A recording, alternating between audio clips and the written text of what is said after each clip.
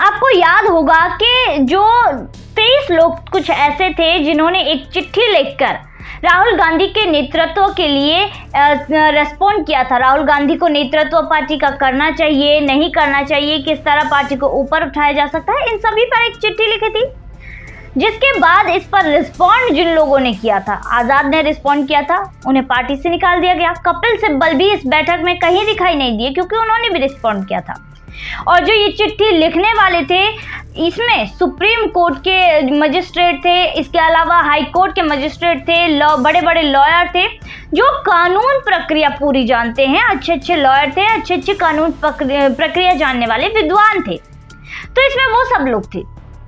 तो अब राहुल गांधी का जो डिफॉर्मेशन का ये जो केस हुआ, एक अदालत में हुआ, सीजेएम की अदालत में हुआ। तो करना क्या था कि ये हो सकता था कि ये इसमें एप्लीकेशन डालकर राहुल गांधी की उपस्थिति को एग्जाम कराया जा सके। इसके अलावा हाई कोर्ट में जाकर इस पूरे मामले को क्वैश कराया जा सके।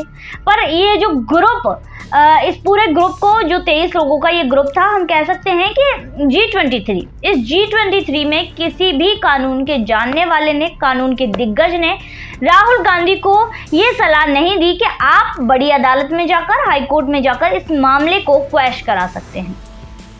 तो सवाल यहाँ पर कई खड़े हो जाते हैं। सवाल यहाँ पर ये खड़े हो जाते हैं कि क्या वो लोग ही नहीं चाहते कि राहुल गांधी के नेतृत्व में ये सरकार चले? सवाल यहाँ पर ये भी खड़े हो जाते हैं, क्या वो लोग सच में नहीं चाहते थे कि राहुल गांधी का साथ उनकी पार्टी के साथ रहे, राहुल गांधी जीते?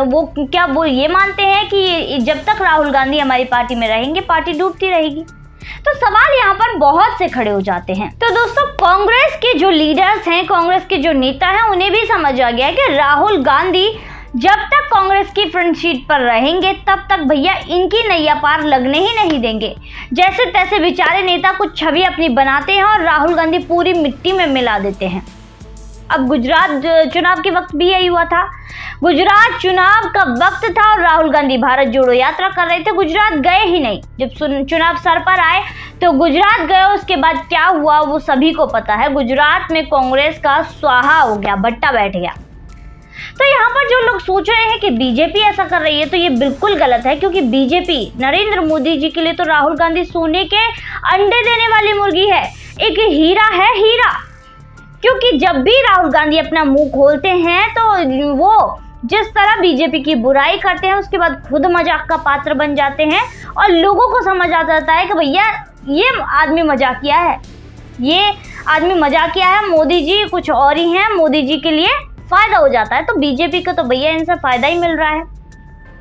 राहुल गांधी जब भी मुंह खोलते हैं बीजेपी को बड़ा उसका फायदा मिलता है, बीजेपी की पॉपुलैरिटी बढ़ती है। तो बीजेपी ने या मोदी जी ने ये काम किया है तो ये तो आप बिल्कुल ही छोड़ दीजिए, क्योंकि नेशनल हेराल्ड का केस हो या चीन से पैसे लेने का केस हो, इन सभी में राहुल गांधी लंबे जाएंगे, ऐसे आरोप लग रहे हैं। तो क्यों बीजेपी सिर्फ 2 साल की तुच्छ सी सजा राहुल गांधी को दिलाएगी? तो यहाँ पर अब सवाल यही है कि ये किया किसने है। तो दोस्तों, अब बात करें कांग्रेस पार्टी की, तो यहाँ पर कांग्रेस पार्टी ही वो पार्टी है जिसने राहुल गांधी के लिए चाल चली और राहुल गांधी को दूर किया, क्योंकि कांग्रेस को समझ आ गया था कि जब तक राहुल गांधी फ्रंट सीट पर रहेंगे, हमारा जो है पूरा बंटाधार हो जाएगा, हमारी सरकार चलने वाली नहीं है। इसीलिए ये प्लानिंग की गई कि कैसे भी राहुल को इस चंगुल में फंसाकर जेल की हवा खिलाई जाए और कांग्रेस पार्टी से दूर रखा जाए, ताकि कांग्रेस के लोगों का उद्धार हो जाए और राजनीति में वो थोड़ा, क्योंकि भाई लगातार हर मामले में ये एक्टिव रहे। क्यों इतने बड़े बड़े दिग्गज एडवोकेट, इसके अलावा मजिस्ट्रेट इनकी पार्टी में जिन्होंने जो सलाह मशवरा देते हैं, क्यों नहीं उस वक्त उन्होंने सलाह दी कि हाई कोर्ट में जाकर इस केस को आप क्वैश करा लीजिए? क्यों नहीं वो एक्टिव हुए? जब वो याकूब मेनन के मामले में एक्टिव हो सकते हैं, अफजल के मामले में एक्टिव हो सकते हैं, तो क्यों नहीं राहुल गांधी के मामले में एक्टिव हुए? इन लोगों के मामले में तो ये रात में कोर्ट खुलवा देते हैं, तो क्यों नहीं राहुल गांधी के मामले? तो जब ये याकूब मेनन के मामले में एक्टिव हो सकते हैं कांग्रेस पार्टी के नेता, या फिर अफजल के मामले में एक्टिव हो सकते हैं, रात में कोर्ट खुलवा सकते हैं, तो ऐसा राहुल गांधी के मामले में भी किया जा सकता था। पर कोई मतलब ही नहीं है, क्योंकि ये चाहते ही ये हैं। अगर भैया राहुल जाता है तो जाने दो, ये पार्टी के लिए खतरा बन रहा है, इसको निकलने दो, जेल की हवा खाने दो। तो इन लोगों ने सोची समझी साजिश के तहत कांग्रेस ने ही ये किया है। खैर, इसके अलावा बात करते हैं कि इनकी जो सदस्यता है लोकसभा की वो कैसे रद्द हुई।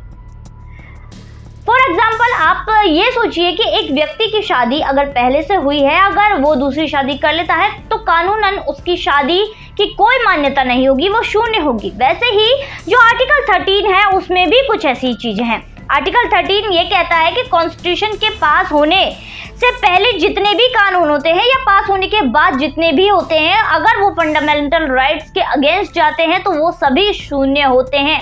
तो यही परिभाषा 83 की भी है, इसमें भी यही होता है कि अगर आपको 2 या 2 साल से अधिक की सजा हो जाती है तो आप एमएलए हो या एमपी हो, वो उसी समय पर डिस्क्वालीफाई हो जाते हैं। तो राहुल गांधी जिस वक्त सजा मिली थी उसी वक्त डिस्क्वालीफाई हो गए थे, उनकी सदस्यता रद्द हो गई थी। तो राहुल गांधी ऑटोमेटिक ही डिस्क्वालीफाई हो गए। पर लोकसभा की जो चीजें हैं, लोकसभा ने इसमें क्या रोल निभाया? तो लोकसभा में इसके बारे में कोई भी चीज नहीं कही गई। लोकसभा के जो स्पीकर है उनके सामने कोई एप्लीकेशन नहीं आई, कोई उन्होंने सूचना जारी नहीं की, कोई उन्होंने सदस्यता रद्द करने के लिए कोई भी सूचना जारी नहीं की। लेकिन हुआ क्या था? हुआ ये था कि लोकसभा के जो सचिव हैं, जो भी राहुल गांधी को सुविधाएं प्रोवाइड कराते हैं, रसोइया है, इसके अलावा जो बाकी चीजें हैं, क्वार्टर्स दिए गए हैं, बिल पे करते हैं, इन सारी चीजों के लिए जो फोन का बिल है, सारी चीजें जो प्रोवाइड कराते हैं, उनको एक नोटिस जारी किया गया कि भाई आज के बाद राहुल हमारे सदन के सदस्य नहीं है, यहाँ पर लोकसभा के सदस्य नहीं रहे हैं, जो भी फैसिलिटीज उन्हें प्रोवाइड कराई जाएगी एमएलए उन्हें नहीं दी जाएंगी। तो ये सारी चीजें कही गई। तो अब आपको बताओ कि यहाँ पर अगर कोई लोकसभा के स्पीकर किसी को डिस्क्वालीफाई करते हैं तो वो बाय स्पीकर कहा जाता है डिस्क्वालीफाई। लेकिन ऑटोमेटिकली वो डिस्क्वालीफाई हो जाए तो उसको कहते हैं operation of law, bye operation of law. तो यहाँ पर ये ऐसे अपने आप ही ऑटोमेटिक राहुल गांधी डिस्क्वालीफाई हो गए। पर लोकसभा ने कोई भी सूचना जारी नहीं की, सिर्फ सचिव ने उन लोगों को नोटिस दिया जो उन्हें सुविधाएं प्रोवाइड कराते थे। तो इसके बाद कहा यह भी गया कि भाई इलेक्शन कमीशन के पास जाना चाहिए, वो इसको इन्वोक कर सकते हैं। तो ऐसा बिल्कुल भी नहीं है। अगर एक बार ऑटोमेटिकली सदस्यता रद्द हो जाए उसके बाद कोई भी उसे वापस नहीं ला सकता। अब यहाँ पर सवाल एक और होता है कि अगर ये हाई कोर्ट में जाते हैं और उसके बाद इस सजा को टर्मिनेट कर दिया जाता है तो क्या सदस्यता वापस आएगी? नहीं, बिल्कुल नहीं। क्योंकि अगर एक बार सदस्यता रद्द हो जाए उसके बाद कोई भी उसको वापस नहीं ला सकता, चाहे उसका फैसला दूसरी कोर्ट में बदल क्यों ना जाए। फिर तो उन्हें दोबारा चुनाव जीतकर ही लोकसभा में आना पड़ेगा, कोई भी उसको वापस लाने वाला नहीं होगा। जैसे कि एक बार मरने के बाद व्यक्ति को दोबारा दवाई खाकर वापस नहीं लाया जा सकता, दवाई देकर नहीं लाया जा सकता, वैसे ही जैसे उसको दूसरा जन्म लेना होता है, वैसे ही दोबारा वो चुनाव जीतेंगे तभी लोकसभा में वो वापस आ सकते हैं। तो आशा करती हूँ आपको आज का ये टॉपिक जरूर समझ में आ गया होगा दोस्तों। अगर वीडियो अच्छी लगी हो तो वीडियो को लाइक जरूर करें, चैनल को सब्सक्राइब करना बिल्कुल भी ना भूलें और शेयर जरूर करें। धन्यवाद।